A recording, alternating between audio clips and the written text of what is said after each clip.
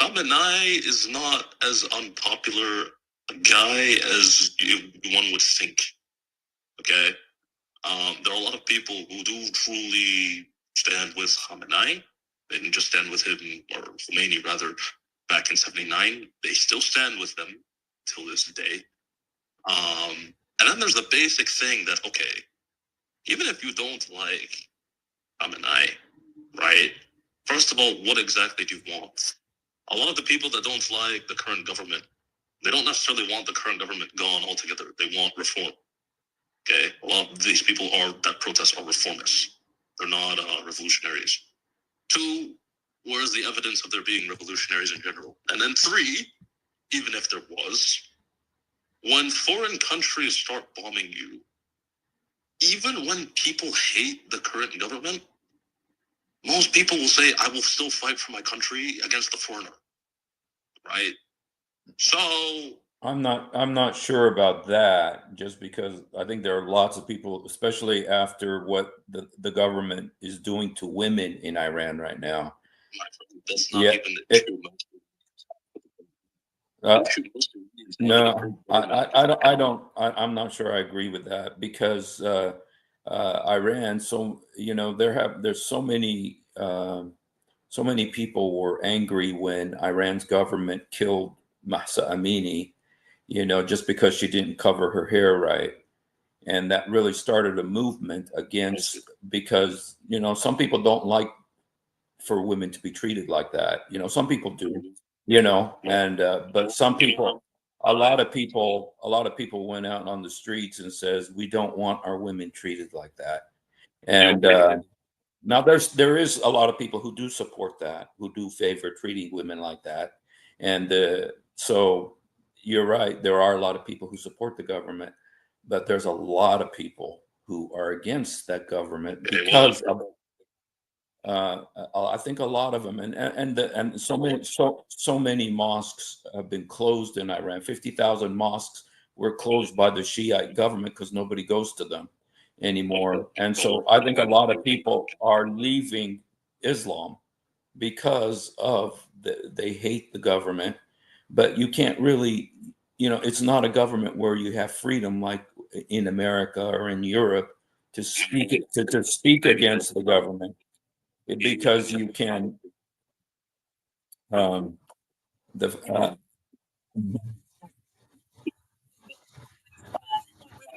years of secularism as a concept. Iran is a lot more fundamental. Like, Khomeini is not the same as Erdogan. Erdogan needs to play a lot differently because his society isn't one that's trying to team up with anybody they can to go against this. But you're not getting what I'm saying. You say even the people who are against the government.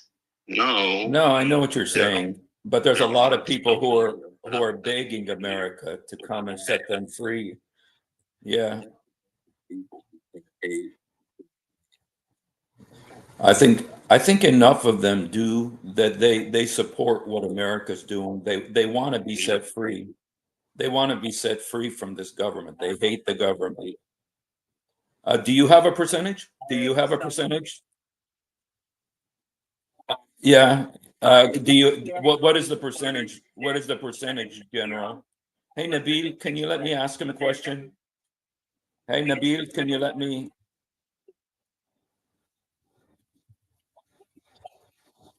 Uh, what is the percentage? Hey, General, what is the percentage, General, that you have that support the government?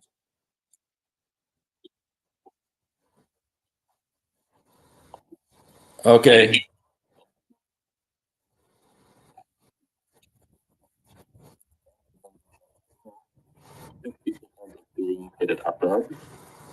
probably it was less than that. Regardless, the country went up in flames. When things like the Hama massacre happened, most, maybe 30% of Syrians, if even, hated Assad. Probably it was way less than that. And just from getting to that critical mass, we were able to see uprisings that resorted in Hafiz al-Assad having to kill about, what was it, 8,000 people? maybe more, something like that. 60%. Yeah, the Hama massacre was the one good thing Hafez ever.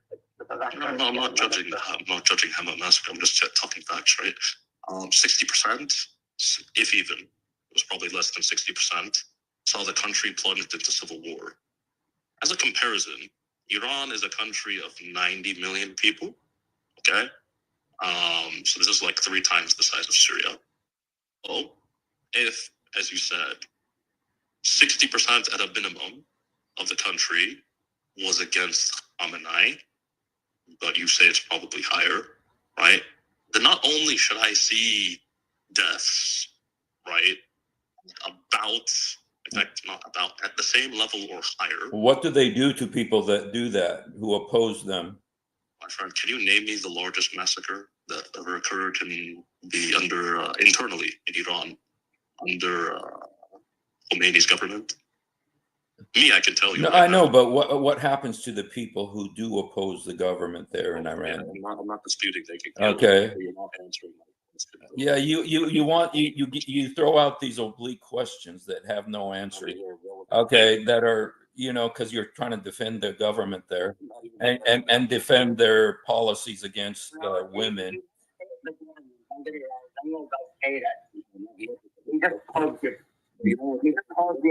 But I don't think it's so much that you're defending the government as you're opposing America and Israel. Uh-huh.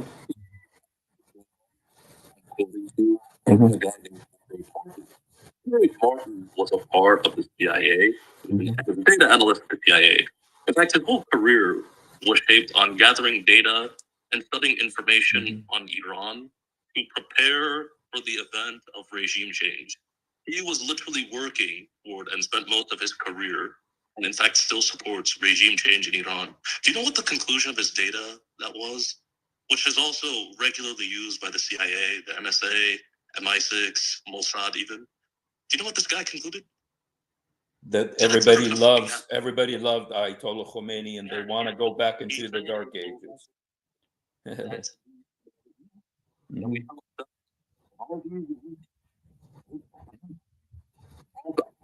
street, overthrow him, send it out in the street. It will never fucking happen. The closest you ever got to that was when Saddam Hussein invaded Iran in the 80s, when there was, some amount of support from Kurdish militias that he funded, as well as some Ahwazi Arabs that he funded. And even then, the majority of those people turned against Saddam, rallied around their government, rallied for their country, and fought against him to throw him out. The idea that an American, or worse yet, a Jew in Tel Aviv is going to accomplish what Saddam Hussein couldn't, with less support, a more unified nation, is borderline suicidal and insane. Now, I don't know where you're from. I don't agree with you, but I can see, because I don't think it's the same situation. And I don't think, and I mean, I agree with you that it has to be the Iranian people that rise up. I mean, it cannot be the America imposing on them democracy, Okay, but you know what? I think let's wait and see. I mean, this is just the people are first of all, they're being lied to, by their government. Yeah, they're being told that they had a great victory against the United States right now, and they had a great victory against Israel, and they're going to rebuild their nuclear bombs and stuff like that. Well, you know what? It's a little bit hard. It's a little bit hard. When you don't let people talk, it makes you look like you're. When you don't let people talk. When you don't let people talk, it makes when you don't let people talk. When you don't let people talk, it makes it sound like you. When you don't let people talk, it looks like your position is weak. Okay. Yeah, you should let people talk. Okay. I know that you have a lot to say. I know you're very opinionated, which is fine. But when you don't shut up for a second, let me talk. It makes you look weak, man. It makes you look weak. Okay. If you don't let me talk, why don't you let me respond a little bit? Okay, but you don't say nothing either. You just sound like you know are very arrogant about your positions, and and it sounds to me like you're supporting your left wing position, which is fine, but you should at least let me give me a chance. And Naveed, you too, man. You don't let me talk either, Naveed. And you guys should let me give me a chance to say what I want to say about this too.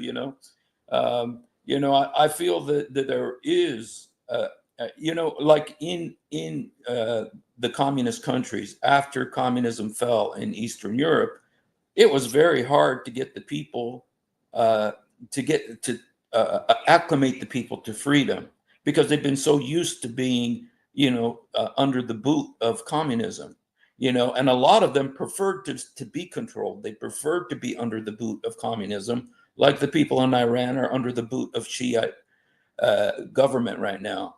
And so it takes a while sometimes for people to feel freedom, to be able. I mean, it's been 46 years of the Shiite. Uh-huh.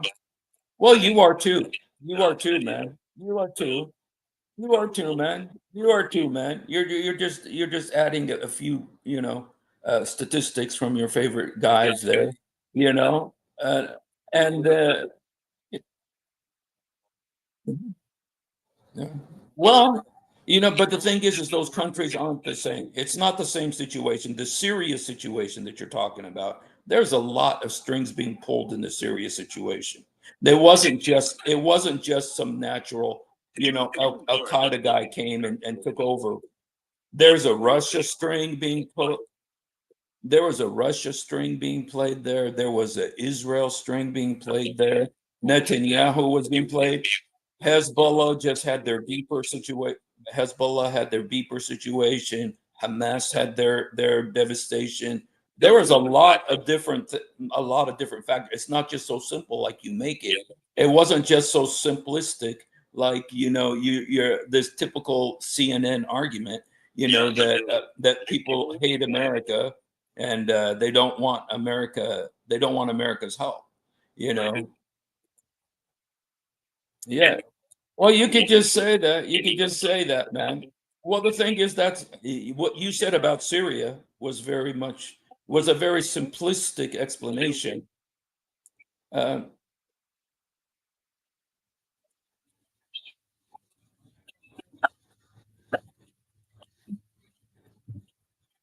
Should be nice. He's probably one of the people that wants us to do one of the most suicidal wars that the U.S. should Congress. you see, you're putting words in my mouth. You're putting words in my mouth. You're so arrogant. You're so brainwashed by the left. You're so brainwashed by the left that you think that you're putting words in my mouth. You're so brainwashed by the left. Your values are very leftist, very CNN. Like you probably watch Aaron Burnett. Uh-huh. And who wrote your history?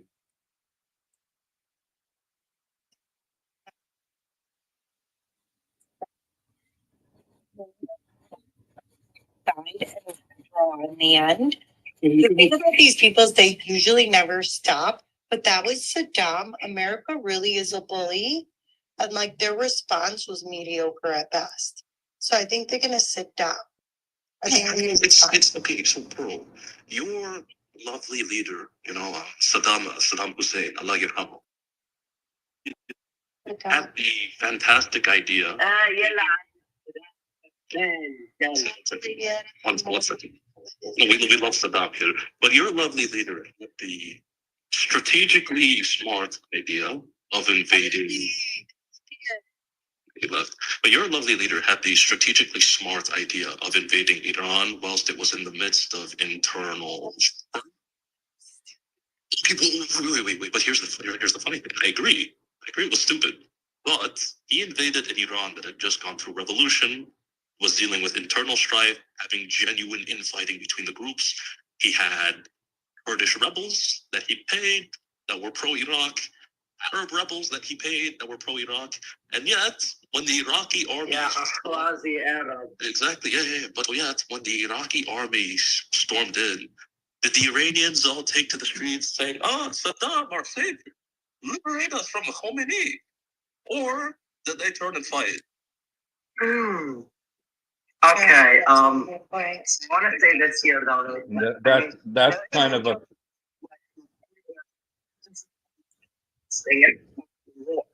Okay, but that's what I'm saying, Nabil. The internal conflict when Saddam Hussein invaded was much more than it is now. Yes. Slaughtering each other to invade Iran. When Khomeini took power, the guy literally had to kill some estimate. Why did you send me a text message saying we should support Israel? I will say this. Here's the issue with Saddam. Here's something though why I don't like Saddam or like that or anything. Why I don't like the Iraq-Iran war. It's because thousands of Assyrians were forced to fight for both sides and had to kill each other. That's very true. There was compulsion in service, even though they talk about, oh, you're exempt from the army, Mabad of Shu. Anyway, so what was that message about? Oh, no, that has nothing to do with Iraq. I know. I can explain now. Yeah, why? A way of you to explain. By the way, why does Yasmin Fahravi have a French boyfriend? Isn't she married? Well, I mean, dude, you know all these royals, they're like,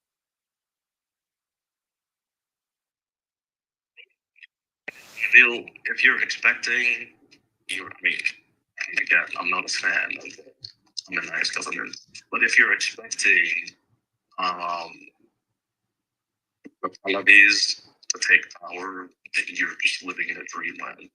Ironically, this bombing probably just guaranteed Khamenei or whatever mullah will go after him in their seat of influence. Yeah. Yeah. That's possible. It is possible, but it's also possible that there could be. You know, I saw Pahlavi's what he said today, and you know what? I was pretty impressed with what he said. You know, he said he's okay. I'm not talking. I'm telling you what I thought. Okay. Okay. Can you? I know. I know. I don't live inside an Iranian's head. I'm married to an Iranian, so I know a little bit about it. Okay. Okay. And I thought, you know what? Because at first I saw that Pahlavi, or I may not be saying his name right. Okay. But I saw that he wasn't interested in going back. He didn't want to. But now people have talked to him, said, dude, this is the opportunity. This is maybe you could go back.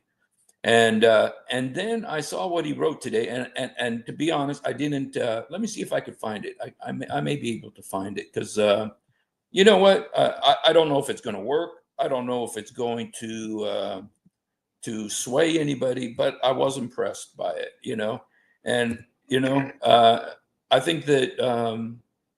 I think there may be something to it. You know, I don't think we've seen it yet, but I do think that there's a lot of hatred for the government because of the way they treat women. Let me see.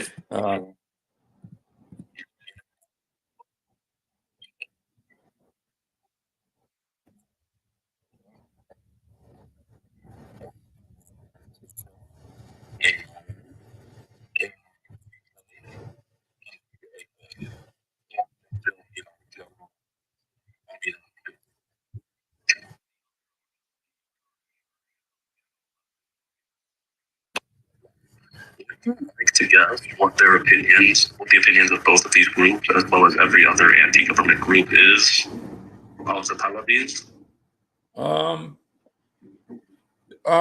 You know, to tell the truth, you know, I'm sure, you know.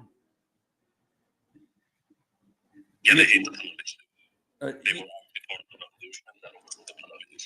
most of the people that you know or heard about from the Iranian us were not Pahlavi supporters because they already fled because they knew they were in a minority and no one liked them. They were communists. Communists fighting Islamists, the two main factions of the revolution, both of whom agreed Pahlavi had to go, as well as his supporters. So, yeah, if Khamenei is overthrown tomorrow, which he won't be, you're not going to see a Reza Shah Pahlavi restoration. Why do I know this? Well, because my godmother is in exile from Iran. He was a communist, not a Pahlavi supporter, just like most of the Iranian diaspora. Well, my wife is Iranian, and she lived there during the Shah's reign. She lived in Iran for 17 years. Yeah. Well, my wife lived there. My wife lived there longer. My wife lived there longer, and she was there. She was there during the Shah's. Okay, so because she's a woman, her opinion doesn't count. Only your uncle's opinion counts. Okay, go ahead. Women's opinion don't matter. Okay, whatever. We're just here to listen to you, man. So, okay. So being married to an Iranian doesn't give me my opinion any weight. Yeah. Well, you're very much. I can see you'd fit perfect with you fit perfect with what's good. Like if you want to know why that is. Okay, because the two people that form the Iranian diaspora, supermajority, are the largest group, left communists. Okay, communists, as you know, because they're gay, have a policy of atheism. So the moment they left Islamic Iran, they said, well, actually, why the hell do we even need this? Take, for instance, Iranian communists tried to force your people to go out chanting in the street that Muhammad is a prophet. The Assyrian church refused because that's heresy. Disgusting. Yes, exactly. The communists shot. Communists. Yes, the communists shot the priest for doing that. Now, why would the communists shoot priests for not saying Muhammad is a prophet? Well, because communists don't care about religion in general. So they'll appeal to the religion of the masses if it benefits them. Now, the second smaller group that forms the Iranian diaspora are the Shah supporters. These people are completely irreligious and borderline degenerate. In fact, outright degenerate. Degenerate? I know a lot of great Shah supporters. Yeah, and they're very religious, I'm sure, right? Yeah, some of them are actually even Catholic. Okay, well, I mean, yeah, you know why? Actually, because you know one ethnic group of Iranians that was actually pretty pro-Shah? What? Yours. I know, because we lived great under the Shah. True, but everyone else basically hated them. Now, a lot of Persians loved them. The only ones who didn't like him were Kurds and the Arabs of Iran and other.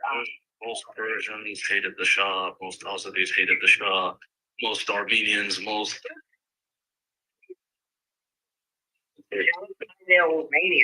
Okay, perfect. I don't care about what Azeris say either, except they form 15% of Iran. Persians form 60% of Iran. Both of these groups overwhelmingly hated the Shah. So many Persians flee Iran because of what happened. Okay, and the majority did not. Points. Diaspora. Because they struggled to leave. No, because they didn't need to go. You understand? If you forgot what I said. An authoritarian regime. Well, where it's an authoritarian regime, but you forgot what the bulk of the Iranian diaspora is not even Shah supporters. It's communists. Who, again, also hated the Shah. Then how come I've never met a single communist Iranian supporter? You're talking about the diaspora specifically. I'm not only talking about the diaspora. I'm talking about people who were living in Iran and still live there. Like, I was on Omegle a while ago, funny enough, and I was talking to some Iranians around my age. Like, they're completely anti-IRGC and, like, completely, they weren't communist. Yes, because... And they were in Iran. Because the Communist Party were the ones most hardest cracked out on. Khamenei is not terrified of a Pahlavi restoration.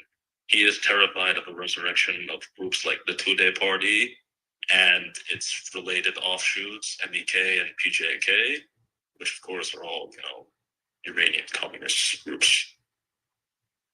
Well, President Trump was not in support of regime change, and he was smart. even though even though I think he would like to see it, he was saying today that he's not. He just wanted to destroy the nuclear capabilities of Iran. And so it'll be interesting to see where things go from here. But let me go ahead and read what Pahlavi said.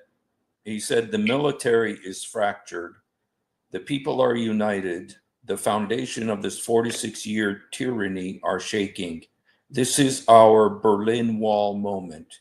But like all moments of great change, it comes with great danger." He said to Khamenei, he said, "Step down, and if you do, you will receive a fair trial and due process of law." So these are some of the things that he said today, which, you know what, I thought it's not nothing, and I kind of think, there might be some movement in Iran that maybe could get a hold of this,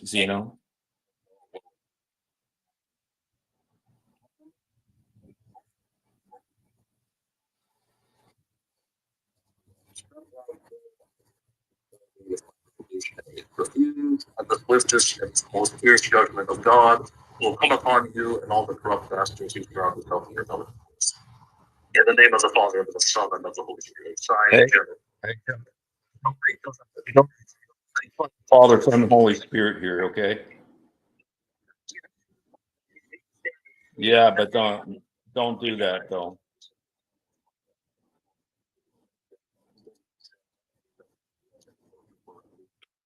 No, it doesn't.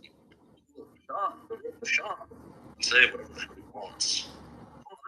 Until there is evidence on the ground to show that the people want not only to revolt against the government, everything he says is and will always be meaningless.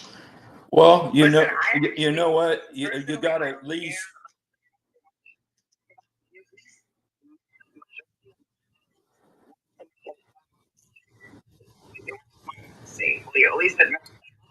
Well, here's the thing. I don't think what is the majority. Substantial amount, yes. Well, that's a good place to start, it is a